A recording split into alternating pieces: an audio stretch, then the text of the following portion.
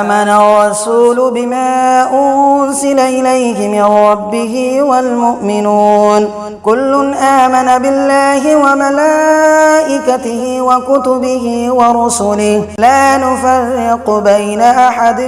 من رسله وقالوا سمعنا وأطعنا غفرانك ربنا وإليك المصير لا يكلف الله نفسا إلا وسعها لها ما كسبت وعليها ما اكتسبت ربنا لا تؤاخذنا إن نسينا أو أخطأنا ربنا ولا تحمل علينا إصرا كما حملته على الذين من قبلنا ربنا ولا تحملنا ما لا طاقة لنا به واعف عنا واغفر لنا وارحمنا أنت مولانا فانصرنا على القوم الكافرين.